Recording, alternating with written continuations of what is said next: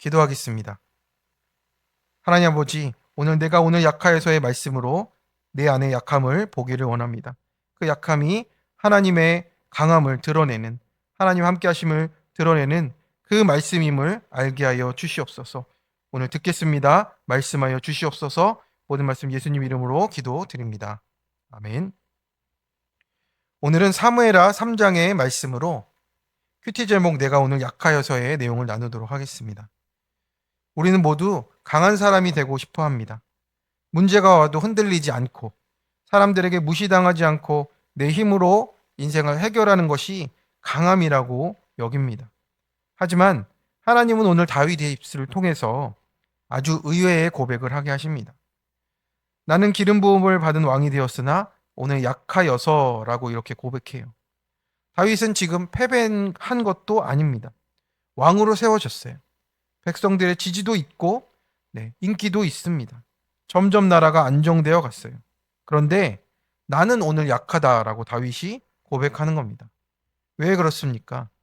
구속사의 사람은 자기 강함이 아니라 하나님의 일하심을 보기 때문에 그래요. 하나님은 내가 강한 척하는 자리에서 일하지 않으시고 내가 무너지고 낮아진 자리에서 일하신다라고 하세요. 그래서 하나님은 약한 사람을 쓰겠다는 게 아니라 약함을 인정하는 사람을 쓰신다라는 겁니다. 그래서 오늘 말씀은 내 힘이 빠지는 사건 속에 누구를 의지하고 있는가를 함께 띵크해 보려고 합니다.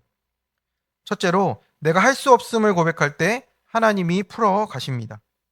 35절입니다. 무리가 다 와서 해 지기 전에 다윗에게 음식을 권하되 라고 했어요.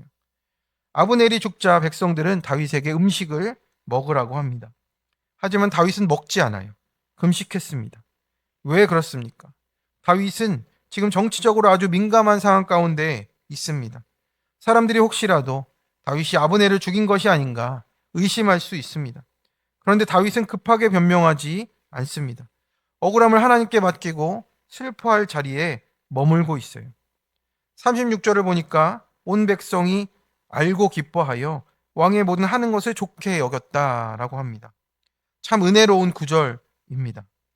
다윗은 이미지를 관리한 것이 아니고 하나님이 그 백성의 마음을 움직여 주셨다라는 거예요. 우리는 얼마나 조급합니까? 조금만 오해받아도 바로 해명하려 하고요. 억울한 말 들으면 잠이 안 오고 사람들의 반응 하나에도 마음이 출렁이고 있습니다. 그런데 하나님은 다윗에게 내가 해결하고 하지 말고 나를 의지하라라고 말씀하세요. 37절입니다. 이날에야 온 백성과 온 이스라엘이 넬의 아들 아브넬을 죽인 것이 왕이 한 것이 아닌 줄을 아니라라고 합니다. 다윗이 스스로 증명하지 않아도 하나님이 밝혀주셨어요. 성도 여러분, 억울함을 내가 풀려고 하면 더 꼬이고 복잡하게 되는 일이 많습니다. 하나님께 맡길 때 하나님의 방식으로 풀려지더라고요. 어떤 집사님은 직장에서 억울한 누명을 썼다라고 합니다. 너무 분해서 당장 따지고 싶었지만 말씀을 붙들고 하루하루 기도하며 기다렸습니다. 근데 몇 달 후 진짜 문제는 다른 사람에게 있었다라는 것을 드러내게 해주셨고 그 집사님의 진실함이 인정받게 되는 일이 있었다고 말씀하십니다. 그분이 그때 말씀하셨습니다. 그때 내가 감정대로 다 싸웠다면 다 잃었을 것 같다고 그런 고백을 하시더군요. 다윗이 바로 그런 상황입니다. 38절에서 오늘 이스라엘의 지도자 한 사람이 죽은 것을 알지 못하느냐라고 말하고 있어요. 아브넬은 원래 사울 편 사람이었는데 다윗은 원수의 죽음도 지금 기뻐하지 않고 있어요. 그래서 구속사의 사람은 정죄보다 그 영혼을 애통하는 사람입니다. 우리는 너무나 쉽게 미워하는 거죠. 나를 힘들게 한 사람, 그 한 사람이 망하기를 바랄 때가 많습니다. 그런데 다윗은 하나님 나라의 관점으로 바라보는 겁니다. 39절입니다. 나는 기름 부음을 받은 왕이 되었으나 오늘 약하여서라고 하는 거예요. 다윗은 왕인데도 자기 한계를 인정합니다. 수르야의 아들들은 나보다 강하니 하면서 요압과 아비새를 자기 힘으로 제어할 수 없는 것을 보고 있어요. 다윗은 왕이지만 하나님 앞에서는 연약한 한 인간임을 고백하고 있습니다. 이것이 사실은 믿음인 거예요. 믿음은 나는 뭐든지 할 수 있다가 아니라 나는 안 되지만 하나님이 하신다라는 것을 붙잡는 것입니다. 어린아이가 밤에 무서울 때 아버지 손을 붙들듯이 믿음은 하나님의 손을 꼭 붙드는 거예요. 아이들이 자기가 강해서 안심합니까? 아버지가 함께 있기에 안심하는 겁니다. 우리도 마찬가지입니다.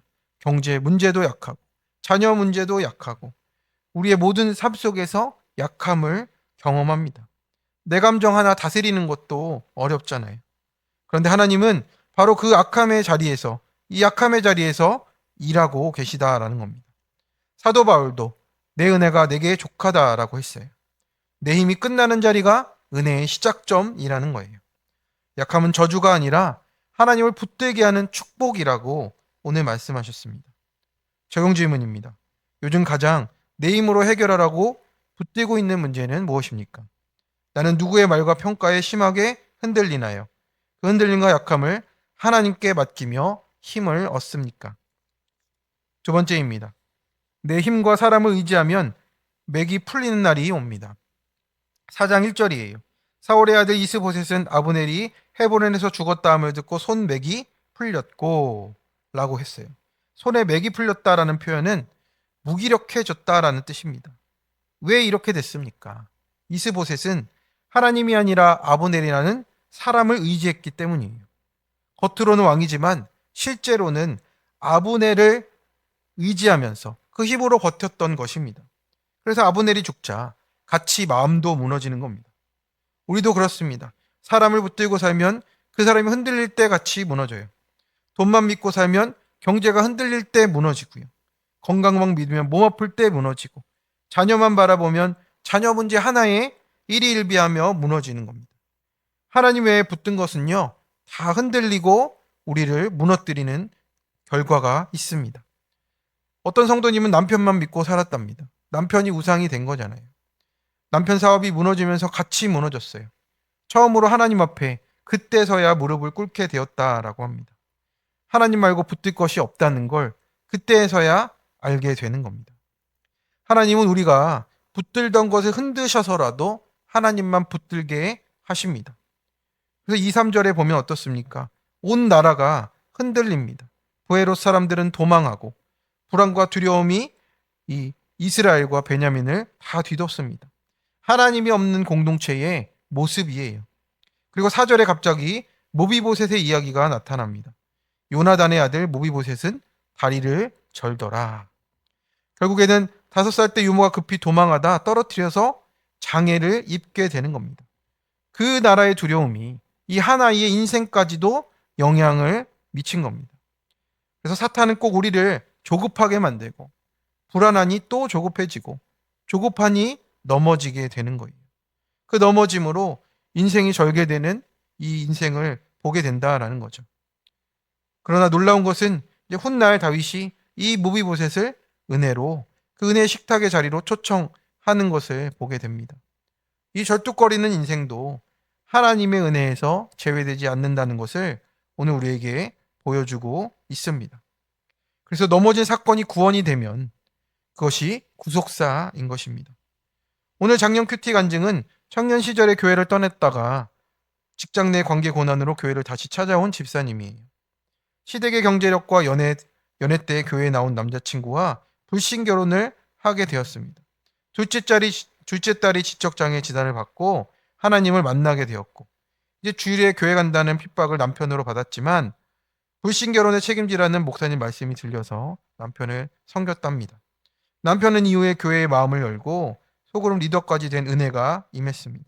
그런데 여전히 기쁜 마음에 남편을 무시하고 역할에 순종하지 않았던 집사님에게 유방암의 사건이 찾아왔고, 이 일이 거룩을 위해 있어야 될 일로 인정이 된다고 채속의 길긴 교만과 반란군이 진멸되기를 기도한다라고 고백을 하셨습니다.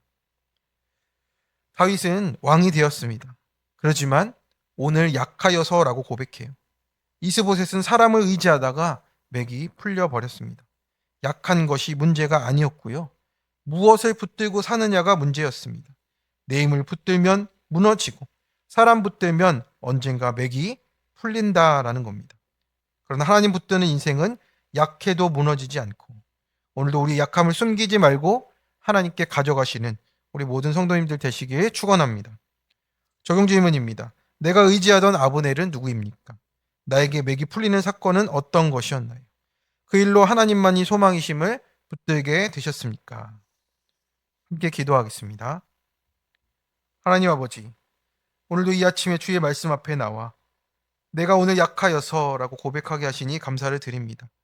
우리는 늘 강한 척하며 살아왔습니다. 내 힘으로 해결하려 했고 사람의 인정과 능력을 붙들며 살았습니다. 그러나 오늘 말씀을 통해 우리의 힘으로는 아무것도 할 수 없음을 깨닫게 하심을 감사를 드립니다. 이제는 우리가 오늘 약합니다 고백했던 다윗처럼 우리도 하나님 앞에 정직하게 무릎을 꿇게 하여 주옵소서. 억울한 일 속에도 내 방법으로 풀려 하지 않고 다투고 해명하고 증명하려 하기보다 하나님께 맡기며 기다릴 수 있는 믿음을 더하여 주옵소서. 우리 안에는 교만을 끊게 하시고 사람을 의지하고 환경을 붙들며 살았던 그 우상들을 다 내려놓게 하여 주옵소서. 오직 하나님만이 나의 힘과 소망 되심을 의지하게 하여 주시옵시고 상황이 흔들려도 하나님 붙들며 살아가는 믿음의 사람 되게 하여 주시옵소서. 절뚝거리는 무비보색 같은 인생일지라도 은혜의 식탁으로 부르시는 주님의 사랑을 경험하게 하여 주시고 절뚝거림이 끝이 아니라 구원의 이야기가 되어 우리의 삶 가운데도 오늘 하나님의 사랑과 생명이 나타나게 하여 주옵소서. 오늘 모든 순간마다 주님이 하신다는 고백으로 나아가게 도와주시고 우리 끝까지 붙드시는 우리 주 예수 그리스도의 이름으로 기도드립니다. 아멘. 우리 이 시간 말씀을 붙들고 우리 함께 기도하고 또 우리 가정과 교회와 지체들을 위해서 또 선교 사역을 위해서 함께 기도하며 나아가겠습니다.